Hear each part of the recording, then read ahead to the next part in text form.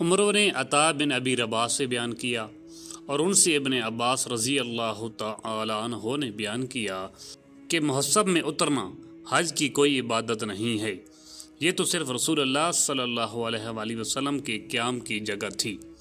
صحیح بخاری حدیث نمبر 1766۔ موسیٰ بن عقبہ نے بیان کیا، ان سے نافع نے کہ حضرت عبداللہ بن عمر رضی اللہ تعالی عنہ مکہ جاتے وقت ذی طوا کے دونوں پہاڑیوں کے درمیان رات گزارتے تھے اور پھر اس پہاڑی سے ہو کر گزرتے جو مکہ کے اوپر کی طرف ہے، اور جب مکہ میں حج یا عمرہ کا احرام باندھنے آتے تو اپنی اونٹنی مسجد کے دروازہ پر لا کر بٹھاتے، پھر حجر اسود کے پاس آتے اور یہیں سے طواف شروع کرتے۔ طواف 7 چکروں میں ختم ہوتا، جس کے شروع میں رمل کرتے اور 4 میں معمول کے مطابق چلتے۔ طواف کے بعد 2 رکعت نماز پڑھتے، پھر ڈیرا پر واپس ہونے سے پہلے صفا اور مروہ کی دوڑ کرتے۔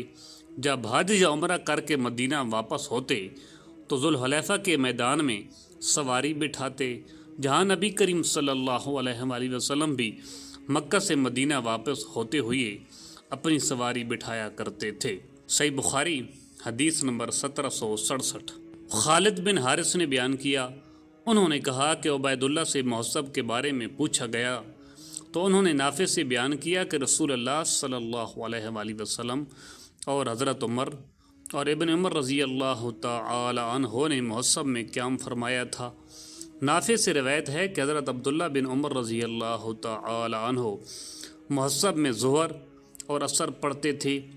میرا خیال ہے کہ انہوں نے مغرب پڑھنے کا بھی ذکر کیا۔ خالد نے بیان کیا کہ عشاء میں مجھے کوئی شک نہیں، اس کے پڑھنے کا ذکر ضرور کیا، پھر تھوڑی دیر کے لیے وہاں سو رہتے۔ نبی کریم صلی اللہ علیہ وآلہ وسلم سے بھی ایسا ہی مذکور ہے۔ صحیح بخاری حدیث نمبر 1768۔ نافع نے بیان کیا کہ حضرت عبداللہ بن عمر رضی اللہ تعالی عنہ جب مدینہ سے مکہ آتے تو ذی طوا میں رات گزارتے اور جب صبح ہوتی تو مکہ میں داخل ہوتے، اسی طرح مکہ سے واپسی میں بھی ذی طوا سے گزرتے اور وہیں رات گزارتے، اور فرماتے کہ نبی کریم صلی اللہ علیہ وآلہ وسلم بھی اسی طرح کرتے تھے۔ صحیح بخاری حدیث نمبر 1769۔ عمر بن دینار نے بیان کیا اور ان سے حضرت عبداللہ بن عباس رضی اللہ تعالی عنہ نے بیان کیا کہ ذوالمجاز اور عکاظ عہد جاہلیت کے بازار تھے۔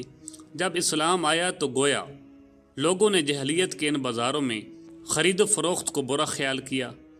اس پر سورہ بقرہ کی یہ آیت نازل ہوئی، تمہارے لیے کوئی حرج نہیں، اگر تم اپنے رب کے فضل کی تلاش کرو تو یہ حج کے زمانہ کے لیے تھا۔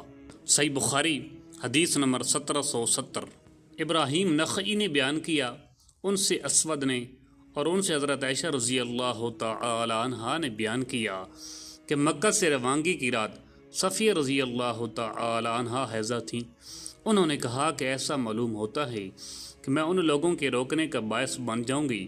پھر نبی کریم صلی اللہ علیہ وآلہ وسلم نے کہا، اقری حلقی، کیا تو نے قربانی کے دن طواف و زیارہ کیا تھا؟ اس نے کہا کہ جی ہاں کر لیا تھا۔ اب صلی اللہ علیہ وآلہ وسلم نے فرمایا کہ پھر چلو۔ صحیح بخاری حدیث نمبر 1771۔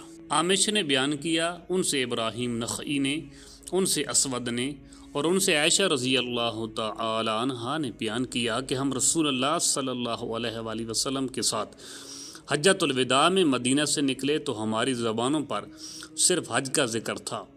جب ہم مکہ پہنچ گئے تو آپ صلی اللہ علیہ وآلہ وسلم نے ہمیں احرام کھول دینے کا حکم دیا، افعال عمرہ کے بعد جن کے ساتھ قربانیاں نہیں تھیں۔ روانگی کی رات صفیہ بنت حیی رضی اللہ تعالی عنہا حیضہ ہو گئی۔ حضرت صلی اللہ علیہ وآلہ وسلم نے اس پر فرمایا، اقری حلقی، ایسا معلوم ہوتا کہ تم ہمیں روکنے کا باعث بنو گی۔ پھر آپ صلی اللہ علیہ وآلہ وسلم نے پوچھا، کیا قربانی کے دن تم نے طواف و زیارہ کر لیا تھا؟ انہوں نے کہا کہ ہاں۔ اس پر آپ صلی اللہ علیہ وآلہ وسلم نے فرمایا، پھر چلی چلو۔ عائشہ رضی اللہ تعالی عنہا نے اپنے متعلق کہا کہ میں نے کہا، یا رسول اللہ، میں نے احرام نہیں کھولا ہے۔ آپ نے فرمایا کہ تم تنعیم سے عمرہ کا احرام باندھ لو اور عمرہ کر لو۔ چنانچہ عائشہ رضی اللہ تعالی عنہا کے ساتھ ان کے بھائی گئے۔ عائشہ رضی اللہ تعالی عنہا نے فرمایا کہ ہم رات کے آخر میں واپس لوٹ رہے تھے کہ آپ صلی اللہ علیہ وآلہ وسلم سے ملاقات ہوئی۔ آپ صلی اللہ علیہ وآلہ وسلم نے فرمایا تھا کہ ہم تمہارا انتظار فلاں جگہ کریں گے۔